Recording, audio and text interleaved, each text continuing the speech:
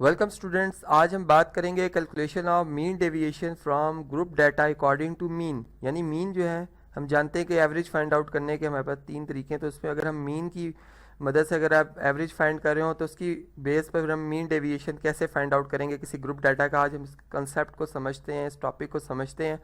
इसमें सबसे पहले जो हमारे पास ग्रुप्स बने हो वो लाजमी है कि वो क्लास बाउंड्रीज की शेप में होने चाहिए, ठीक है। यानी उनमें कंटिन्यूटी होनी चाहिए ताकि कोई भी डाटा, कोई भी ऑब्जर्वेशन मिस ना हो सके, ठीक है।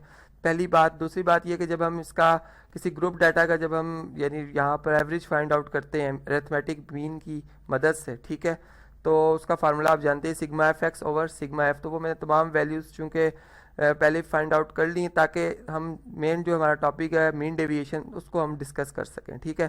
तो यहाँ पर हमें एवरेज पता चल गई 9.38 आ रही है। अब हमने डेविएशन देखनी है, हर ऑब्जर्वेशन की वैल्यू का डेविएशन देखना उसकी पूरे ग्रुप की यानी एवरेज से, ठीक है। अब यहाँ पर ये जो हमने ग्रुप्स बनाए हैं इनका भी एक रिप्रेजेंटेटिव होना चाहिए था। तो इसके लिए मैंने क्या किया, मिड वैल्यू फाइंड की। अब ये 2 है, ये पहले ग्रुप का रिप्रेजेंटेटिव, यानी यहाँ पर ये एवरेज रिप्रेजेंट कर रहा है कि इस ग्रुप में हर वैल्यू जो आ रही है जो कि 0 से स्टार्ट होती हुई 4 से पहले पैदा है उसको उसकी हर वैल्यू यानी 2 उसकी एवरेज है, ठीक है। इसी तरह 6 जो सेकंड ग्रुप की एवरेज है। अब 2 का अपनी यानी इस पूरे ग्रुप डाटा की एवरेज से जो फ़र्क होगा वो कैसे फाइंड आउट होगा उसको हम देखते हैं। यहाँ पर कैलकुलेटर से कैलकुलेट करते हैं, यानी 2 का हम फ़र्क लेंगे, माइनस करेंगे इसको 9 पॉइंट जो कि एवरेज है, अरिथमेटिक मीन है 9.38 से। तो ये हमारे पास जो डिफरेंस आता है ये -7.38 आ रहा है, ठीक है, -7.38। अब इस वैल्यू को आपको पता चल गया होगा कैसे हमने फाइंड आउट किया। अब तमाम ग्रुप्स की जो बाकी डेविएशंस हैं, ठीक है, उनसे हम उनको फाइंड आउट करते हैं उनकी यानी इनकी जो मीन वैल्यू उससे क्या फ़र्क आ रहा है।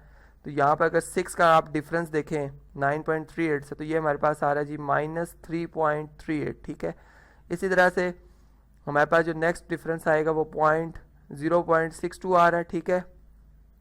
उससे नेक्स्ट जो है वो 4.62 आ रहा है। और सर 18 का जो है वो 9.38 से जो डिफरेंस आएगा वो 8.62 का आएगा, ठीक है। अब यहाँ पर वही बात है कि हमने यहाँ पर इनका जो है यानी यहाँ पर हम जो इनकी एब्सोलूट वैल्यू ले रहे हैं वो इसलिए ले रहे हैं कि नेगेटिव में भी डेविएशन आ गई, पॉजिटिव में भी आ गई। नेगेटिव का मतलब ये है कि वो अपनी एवरेज से पीछे हैं और पॉजिटिव का मतलब है कि एवरेज वैल्यू से वो ऑब्जर्वेशन ज़्यादा है, ठीक है। लेकिन हमने तो ओवरऑल बात करनी, इसलिए हम इनका क्या करेंगे, यहाँ पर एब्सोलूट लेंगे। नेगेटिव का एब्सोलूट वही नंबर दोबारा पॉजिटिव साइन के साथ आ जाता है, आप जानते ही हैं। तो तमाम के एब्सोलूट्स लिखते हैं यहाँ पर, ठीक है। ये भी हमारे पास एब्सोलूट आ गया, यहाँ भी हमारे पास एब्सोलूट आ गए वैल्यूज, ठीक है। यहाँ पर भी इसी तरह यहाँ पे भी, ठीक हो गया। अब हमने क्या करना है, यहाँ पर ये जो हमने डेविएशन फाइंड की एब्सोलूट डेविएशन, ये इस ग्रुप में सिर्फ एक वैल्यू की। अब इस ग्रुप में ऐसी कितनी वैल्यूज़ हैं जी, 5 है। तो हम क्या करेंगे, इन पाँचों का फाइंड आउट करने के लिए इसको 5 से मल्टीप्लाई कर देंगे ताकि पूरे ग्रुप की हमें डेविएशन जो है वो फाइंड आउट हो जाए। तो 5 को अगर चलें जी कैलकुलेटर से कैलकुलेट करते हैं कि अगर 5 को मल्टीप्लाई कर दिया जाए, ये नंबर चलें लिखा ही हुआ है, तो 5 से अगर मल्टीप्लाई करते हैं तो ये हमारे पास क्या आता है जी, जवाब 184.5। नेगेटिव साइन चूँकि हमने एब्सोलूट ले लिया है, यहाँ पर एब्सोलूट ही हम लिखेंगे 184.5। तो ये मैं यहाँ पर दर्ज कर लेता हूँ 184.5, ठीक हो गया जी। इसी तरह जो नेक्स्ट वैल्यूज जैसे 3.38 है, ये अपने ग्रुप में चूँकि इसमें 6 इसकी फ्रीक्वेंसी से मल्टीप्लाई होगा तो इसकी वैल्यू जो है ये हमारे पास आ जाएगी जी 20.28, ठीक है।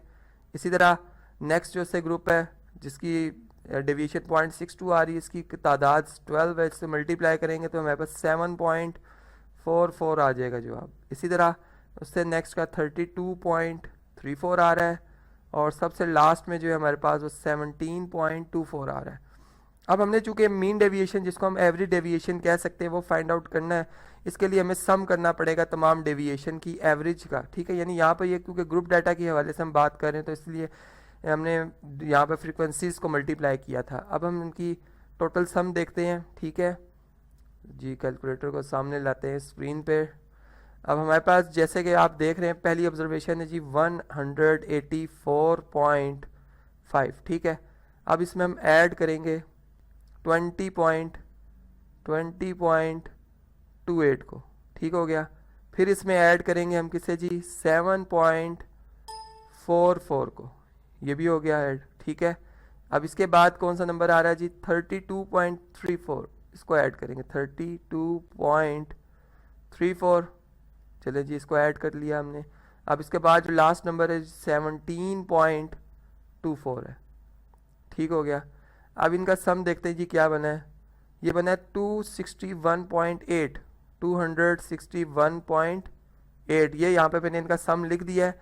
अब मीन डेविएशन जो है, एवरेज डेविएशन, वो कैसे फाइंड आउट होगी, जो हमने टोटल, यानी यहाँ पर हम ये कह सकते हैं कि एवरेज डेविएशन फाइंड आउट किया, sorry absolute deviation find out किया है, उसको हम डिवाइड कर देंगे टोटल फ्रीक्वेंसी से इस ग्रुप डाटा की। तो यहाँ पर मीन डेविएशन जो हमारे पास आ रहा है वो देखते हैं जी, इसकी यानी 261 आया सम इनका तमाम डेविएशन की एब्सोल्यूट वैल्यू का, और टोटल फ्रीक्वेंसी इस डाटा की, इस ग्रुप डाटा की 32 है। ठीक है, यहाँ पे मैंने मेंशन कर दी थी, ये हमारे पास सिग्मा एफ है।